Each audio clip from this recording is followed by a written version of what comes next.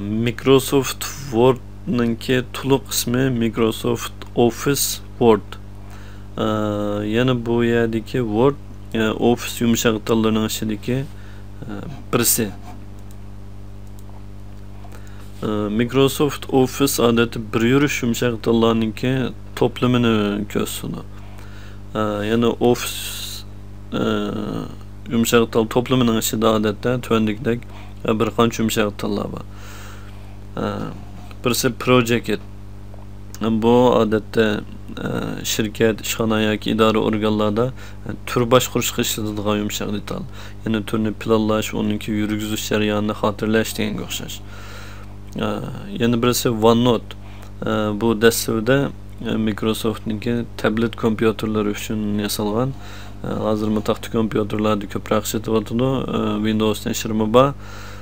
Bu odatdagi yozmachi, ya'ni xotira qoldirishga ishlatiladigan yumshoq detal. Linux bu odatda kollektiv hamkorlashib xizmat qilgan vaqtda o'zaro bir-biri bilan uchra almashtiradigan, aloqalashadigan yumshoq detal. PowerPoint yana bu ders so'zlaganda yoki shirkatlarda bir ko'rsatmani ko'rsatganda ishlaydigan ko'rsatma yasashga ishlaydigan yumshoq detal. Yani bunu bilan ko'rsatmani yasaymiz hamda buni ko'rsalaymiz, yana projektor ulab yoki kompyuterda cho'ng ekranli televizorda deganga o'xshash. Men hozir so'zlayotgan darslikning ko'rsatmasini yana navbatdagi musbatni shu PowerPoint yumshoq tillar orqali qilsam shunikida ko'rsatyapman. Yana birisi Excel. Bu jadval boshqarish yumshoq tili. Bu ishxonalarda son sifatlarni statistika qilish, ratlash, boshqarishdan keng ishlatiladi. Yana birisi InfoPass. Bu yumshoq til odatda qurilmali uchurlarni, masalan XML ga o'xshash ko'znaklik holatda tahrirlash uchun ishlatiladi. Yana XML odatda tekst shaklda tasvirlanadi. Buni o'qish sal qulaysiz. Yani tahrirlash avvalchilik. Bu InfoPass yumshoq tilni ishlatgan vaqtda buningki mas uchurlari ko'znakda text box yoki combo box degan o'xshash kontrollar bilan ko'rinadi. O'sha yerdan tanlab yoki izoh kirgizib tahrirlashga bo'ladi. Outlook. Bu odatda email, ya'ni ilxat kirish, ilxat yozishga ishlaydigan yumshoq detal. Buning hozir torbat nashrim bor, Hotmail'ninki o'rniga dastilgan. Buni ishxonalarda keng doirada ishlatiladi. Ondan Access. Bu sondan boshqarish yumshoq detali. Buning o'zininki MDB hujjat shaklida maxsus ambar hujjati bor.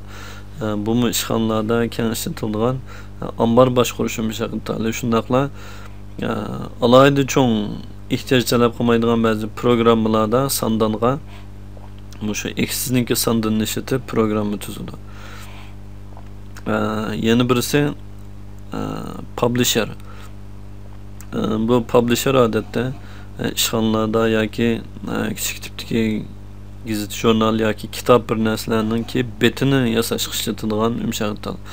Bu bir qadar kasbiyroq nashr yumshoq tillarni, nashr materiallarini tayyorlaydigan yumshoq til.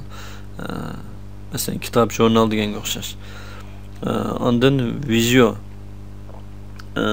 Bu odatda ishxonalarda yoki shirkatlarda chirtyoq chizadigan, qisturma rasmlarni tayyorlaydigan yumshoq til. Oxirgisi bo'lsa Word. Ya'ni biz hozir so'zmoqchi bo'lgan darslik shu yumshoq til. Bu ishxonalarda eng keng ishlatiladigan yoziq tahrirlash yumshoq tili. Endi bu yerda nurg'un kishilar jurnal tahrirlash yoki kitobning betlarini yasashga Wordni ishlatadi. Amaliyotda buningki Publisher bakroq mos keladi. Word bo'lsa ishxonadagi odatdagi yoziq tahrirlashga ishlatiladi. Endi Word Office'ning ichidagi bir yumshoq detal. Bu dunyoda eng keng, ya'ni eng ko'p qo'llanayotgan yoziq tahrirlash yumshoq detali. Shundaqla buningki işletilishi nihoyat oson, iqtidori yuqori, ishlatish qulay. Boshqa yumshoq tillar bilan solishtirganda nihoyat oddiy usulda ishlatib ketgili ham o'rgangili bo'ldi. Ondan bu yumshoq tillarningki o'xshamagan mashg'ulot sistemalarida nashr bor. Masalan, Windows'da, macOS'da degandek. Ondan yaqinqi bir qancha yilning ichida buningki iOS, yana iPhone, iPad'larda ishlaydigan nashri, Android ishlaydigan nashri, Windows Phone ishlaydigan nashri chiqdi. Uningdan boshqa Tor ishlaydigan Word Online degan nashrimi bor. Buni maxsus ishlatgan bo'ldi. Ondan bu yumshoq til bizningki odatdagi o'rganish, turmush yoki xizmatdagi yoziq tahlilishimizning ehtiyojidan butunlay chiqa oladi. Ya'ni kelib Uyg'ur yoziqini va aralash yoziqlarni qo'llash iqtidori nihoyat mukammal. Endi Office'ningki har xil nashrlar bor. Bu Office burundan Windows'da davomlashib kelgan yoziq tahlilish yumshoq tili, keyinchi buningki Mac nashri chiqqan. Yani üstel yüzü neşri kaçılap işlendiğen. Yakın bir qancha yılın içinde Microsoft şirketi bununki Tor mülazimet neşrini çıkardı. Yani Office 365 degeni. Şundaqla burunqi an'anaviy desktop neşrini, yani üstel yüzü neşrini tedrici amaldan qaldırıp atıdı. Yani o'rniga Office'ninki Tor mülazimetini destiv atıdı. Buningki farqi üstel yüzü nashrini bevosita qarshilab ishlatamiz ham bir qatimda setorlab ishlatamiz. Odatda buningki o'xshamagan nashrning ma'nosi o'xshamaydi. O'quvchilar nashrimi eng azallari 5-600 yuandan korxona nashrlari 4-5 ming yuangacha boradi. Ya'ni bir qatimda shunchalik sotib oladigan gap. Hamda bu 365 nashr deganni oylik pul to'lab ishlatamiz. Yani aylıqı 5-6 dollar deganga o'xshash. Bundan keyingi yumshoq tillarning o'zlanishimi mushu bo'ldi. Hamda Microsoft keyincha üstel yüzleşini butunlay amaldan qoldirib o'tishi mumkin. Ondan taxt kompyuter yoki telefonlardagi nashrimi odatda shu 362 tava. Gerçi biz buning yumshoq tilini qachlasaqmi 362 haq to'lab aylık set öyle bir şeyimiz adette bir qıtım bir tane set varsa mesela bir aylık bunu 5 tane üstüne kaçar bir şey oldu.